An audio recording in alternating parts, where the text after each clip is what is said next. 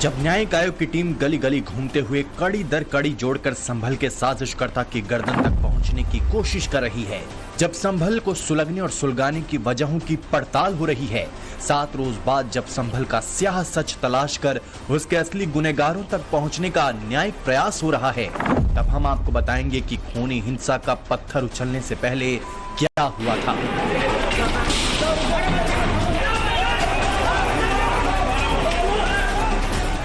दिखाएंगे कि संभल की शांति में आग लगने से पहले कैसे भीड़ को गोलबंद किया जा रहा था। सुनाएंगे कि कैसे संभल के जरिए अब भी धमकी की सियासत चल रही है। मगर उससे पहले जान लीजिए कि जो टीम पहुंची संभल हिंसा की जांच करने के लिए, उसके अध्यक्ष इलाहाबाद हाईकोर्ट के रिटायर्ड जस्टिस देवेंद्र कुमार अरोड़ा हैं। जांच आयोग में उनके साथ सेवानिवृत्त IAS अधिकारी अमित मोहन प्रसाद हैं। यूपी के पूर्व डीजीपी अरविंद कुमार जैन हैं। हिंसा की वजहों को तलाशते हुए जांच आयोग ने क्या कहा, वो सुनिए जरा। जांच अभी चलेगी, 2 महीना चलेगी। 2 महीने में रिपोर्ट आप लोग सौंपेंगे। जब जांच आयोग संभल का सच जानने की कोशिश कर रहा है, तब यह हिंसा से पहले का नया दृश्य देखिए, जो सिर्फ तस्वीर भर नहीं है। नया वीडियो संभल की हिंसा का नया साक्ष्य है। ये नया प्रमाण है उस कोहराम का जिसने देश के सबसे बड़े सूबे के एक हिस्से के अमन को रौंद दिया। देखिए और बार बार देखिए तस्वीर को, जिसमें कुछ लोग नारेबाजी करते हुए दिख रहे हैं। सुबह 8:58 की तस्वीर है, जिसमें नारे लगाते लगाते जैकेट और टोपी पहना एक शख्स लोगों को उकसाने लगता है। फिर वो पीछे खड़े लोगों को बुलाता है। उसके पीछे और भी कई लोग बाकियों को आगे बढ़ने का इशारा कर रहे हैं। दावा किया जा रहा है कि तस्वीर जामा मस्जिद वाली गली की है। इशारा करने वाले लोग खुद पीछे की ओर सरकते जाते हैं। बवाल बढ़ने लगता है। लेकिन सवाल है कि आम लोगों को उकसाने वाले ये लोग कौन हैं? क्या ये तस्वीर जांच की अहम कड़ी साबित होगी? क्या हिंसा की साजिश पहले ही रची गई थी? जाहिर है कि न्यायिक आयोग की टीम ऐसी तस्वीरों की पड़ताल करेगी, लेकिन संभल जब धीरे धीरे संभल रहा है, जब शांति की ओर बढ़ रहा है, तब मुस्लिम वोट बैंक के गरज परस्ती में समाजवादी पार्टी के कुछ नेता खुल्लम खुल्ला धमका रहे हैं। उन अफसरों को चेता रहे हैं जिनके जिम्मे संभल की शांति व्यवस्था है, जिन पर हिंसा के बाद से ही समाजवादी पार्टी सवाल उठाती रही है। अभी जो अधिकारी गोलियां चलाने के बाद भी वहीं जमे हुए हैं और चुरुक रहे हैं, इन सबको खामियाजा भुगतना पड़ेगा। ये अंतिम सरकार नहीं है, इसके बाद भी सरकार आएगी। इनसे पहले भी जो शख्स वहां तख्ते नशी था, उसको भी खुद के खुदा होने का इतना ही गुमा था। वो भी यही समझ रहा था कि अब हमारे बाद कुछ नहीं। लेकिन ये बैठे हुए कोई अस्थाई परमानेंट नहीं है, समझ रहे हैं। वक्त आएगा, बदले जाएंगे। अभी जो लोग हैं कल बदले जाएंगे। और अभी जो उनके चढ़ावे पे गुनाह हो रही है, अत्याचार हो रहा है, जातियां हो रही हैं, इस सबका हिसाब किताब होगा। अफजाल अंसारी को जवाब उस प्रमोद कृष्णम ने दिया है, जिसका सियासी मन पिछले कुछ महीनों से भगवा हो गया है। समाजवादी पार्टी के नेताओं की जो भाषा है, वो नेताओं की भाषा नहीं है, वो आतंकवादियों जैसी भाषा है। वो धमकाना चाहते हैं। वो भारत की सरकार को, उत्तर प्रदेश की सरकार को, सनातन को धमका रहे हैं। वो हिंदुओं को धमका रहे हैं। और उन्हें मैं बता देना चाहता हूं कि 1000 साल तक भारत गुलाम रहा। सनातन न मिटा है, न मिटेगा। 2027 की प्रतीक्षा में बैठे समाजवादी पार्टी के नेताओं की ये कोई पहली धमकी नहीं है। काल परिस्थिति के हिसाब से अखिलेश यादव से लेकर शिवपाल यादव तक अपने अपने हिसाब से किश्तों में चेतावनी जारी कर चुके हैं। शिवपाल यादव से लेकर तमाम मुलायमवादी नेता संभल में हिंसा के लिए 100% योगी सरकार को जिम्मेदार ठहरा रहे हैं। संभल में जो भी घटना अभी हुई है, ये सरकार की कराई हुई घटना है। और इस तरीके से ये सीधा सीधा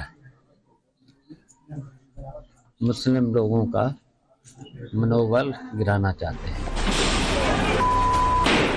संभल हिंसा को सरकार की साजिश बताने वाली समाजवादी पार्टी के पूर्व सांसद एसटी हसन पुलिस पर पत्थरबाजी को सही साबित करने में जुटे हैं। हिंसा में मारे गए लोगों के परिवार को समाजवादी पार्टी 5-5 लाख रुपए दे रही है। समाजवादी पार्टी उनके लिए सरकार से 1-1 करोड़ रुपए की मांग भी की है। डेलीगेशन भेजकर लोगों को संदेश देने की कोशिश में जुटी समाजवादी पार्टी जब लगातार सरकार पर सवाल उठा रही है, तब बीजेपी उस पर मुस्लिम परस्त राजनीति का आरोप लगा रही है। योगी के डिप्टी केशव प्रसाद मौर्य ने सोशल मीडिया पर लिखा कि पहले दंगे भड़काएंगे, फिर हत्याएं करवाएंगे और आखिर में 5 लाख के मुआवजे का दिखावा करेंगे। समाजवादी पार्टी की राजनीति वही सांप भी मरे, लाठी भी न टूटे और सपा बगुला भगत बनी हुई है। अगर सच्ची हमदर्दी है तो 5 लाख क्यों, 5 करोड़ दीजिए अखिलेश जी। लेकिन ये मुआवजा नहीं, मुस्लिम वोटों की मंडी में नई बोली लगाने और मुस्लिम तुष्टीकरण की राजनीति का नया खेल है। केशव प्रसाद मौर्य के साथ ब्रजेश पाठक भी आक्रामक है। उन्होंने भी अफजाल की धमकी के बहाने अखिलेश यादव और समाजवादी पार्टी पर जोरदार प्रहार किया है। संभल हिंसा पर जिस तरह समाजवादी पार्टी तल्ख है, उसी अंदाज में बीजेपी भी जवाब दे रही है। जितने भी दंगाई हैं सब समाजवादी पार्टी के कार्यकर्ता हैं और इन्होंने ही दंगा कराने का प्रयास किया है। वहां पर जो पत्थरबाजी हुई उसका काम किया है और एक कुछ चिन्हित करके कानून के तहत कड़ी कार्रवाई करने वाले हैं। समाजवादी पार्टी ये कोई नई बात तो है नहीं। तमाम लोग ऐसे आपको उदाहरण मिलेंगे जो समाजवादी पार्टी में कुछ अच्छे लोग रहे हैं, उनको भी बदनाम करने वाले लोग उसी पार्टी में थे। तो ये ऐसी भाषाओं के कारण ही तो आज समाजवादी पार्टी का समापन हुआ। संभल पर बेलगाम सियासत के बीच टाइम्स नाउ नवभारत फिर से पहुंची उस जामा मस्जिद के पास जिसे शिव मंदिर कहा जा रहा है। तस्वीर और नक्शा जारी कर बीजेपी जहां के बारे में दावा कर रही है कि वहां कभी कुआं हुआ करता था। कुछ बरस पहले तक हिंदू उस कुएं पर पूजा करते थे।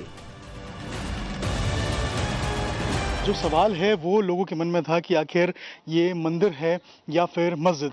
इसको लेकर कई सारी बातें निकल के सामने आ रही हैं। जो एक बात जो नक्शे के हिसाब से जो सामने आ रही है वो है कुएं का। ये जो नीचे आप चबूतरा देख रहे हैं जहां पे पुलिसकर्मी बैठे हुए हैं, ये बताया जा रहा है कि ये दरअसल एक कुआं है और इसके जो दोनों तरफ है वो कुएं थे जिसको अब ढक के चबूतरा बना दिया गया है। और यहाँ पे लोग एक वक्त पे पूजा करते थे। लोग जो है यहाँ पे आकर दिए जलाते थे।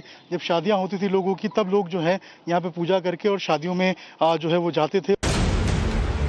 दावा किया जा रहा है कि 90 के दशक की शुरुआत तक कुएं में पूजा होती थी। लिहाजा टाइम्स नाउ नवभारत के रिपोर्टर ने वहां उन लोगों से बात की जो उसके चश्मदीद रहे हैं। खूब भी देखा है हमने और जो बीच में जो तब गर्भ वगैरह कहना चाहिए मुझे उसे, जिसमें ये माना जाता है कि महादेव स्थित हैं, उसकी परिक्रमा मार्ग में भी हम खूब भागे हैं बचपन में। तो और इतनी मोटी एक जंजीर भी लटकी हुई देखी है उस गेट के आगे हमने तो। और बीच प्रांगण में उसे आप यज्ञकुंड के नाम से पुकारते थे हम, वो भी देखा है। जब शादी के लिए दूल्हा जाता है घोड़ चढ़ी करके तो कुएं का पूजन ही होता है, वहाँ होता था।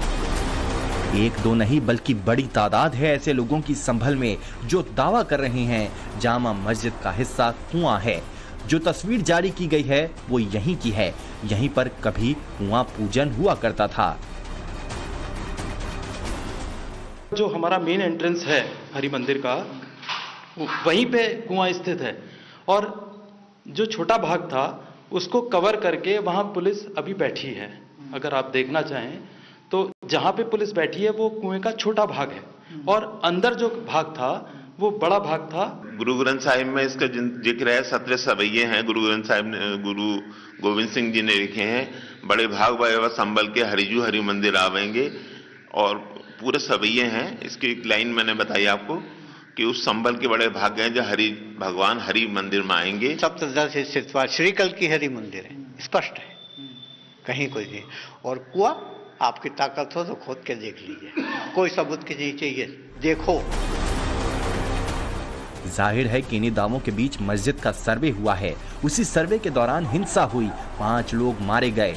कई लोग जख्मी हुए। अब जांच पड़ताल हो रही है, लेकिन इस सब के बीच एएसआई ने भी बड़ा खुलासा किया है। मस्जिद की जिस इमारत पर आर्कियोलॉजिकल सर्वे ऑफ इंडिया यानी एएसआई इस पर कब्जा नहीं कर पा रहा है, एएसआई ने अदालत में एक हलफनामा दायर किया है। कोर्ट में दायर हलफनामे में एएसआई का कहना है कि साल 1920 से संरक्षित स्मारक जामा मस्जिद में निरीक्षण के दौरान मस्जिद कमेटी के सदस्य हमेशा अड़चन डालते रहे हैं। मस्जिद के निरीक्षण के दौरान उन्हें अक्सर कठिनाइयों का सामना करना पड़ा और जिला प्रशासन की मदद से ही वो मस्जिद का निरीक्षण कर पाए। एएसआई ने कहा कि 25 जून को मस्जिद के निरीक्षण के दौरान ये पता चला कि मस्जिद के स्वरूप में कई बदलाव किए गए हैं, जिनका मस्जिद कमेटी ने कोई अनुमोदन नहीं लिया। एएसआई की माने तो मस्जिद कमेटी के इस रवैये के खिलाफ उन्होंने पहले भी पुलिस में शिकायत दी थी। जाहिर है कि मस्जिद कमेटी की मंशा सवालों के चक्रव्यूह में खड़ी है। इस सब के बीच जमीयत उलेमा हिंद ने जो प्लेसेस ऑफ वर्शिप एक्ट पर याचिका दाखिल की है, उस पर सबसे बड़ी अदालत में 4 दिसंबर को सुनवाई होनी है। Chief justice of India Sanjeev Khanna के नेतृत्व वाली 2 सदस्यीय पीठ इस मुकदमे की सुनवाई करेगी। तो वहीं कांग्रेस प्रवक्ता आलोक शर्मा और कार्यकर्ता प्रिया मिश्रा ने धार्मिक स्थलों पर दावे से जुड़े सभी मुकदमों पर रोक की मांग सर्वोच्च अदालत से की है। कांग्रेस और समाजवादी पार्टी सवाल सरकार पर उठा रही है। समाजवादी पार्टी के नेता धमका रहे हैं, 2027 के इंतजार की बात कर रहे हैं। जवाब सरकार की ओर से भी आ रहा है। कुल मिलाकर संभल भले ही खुद से संभलने की कोशिश कर रहा हो, मगर सियासत उसे सुलगा कर रखने में जुटी है ताकि अगले चुनाव तक वोट की रोटी सेकी जाए। संभल से अभिषेक राज के साथ bureau report, times now Navbharat.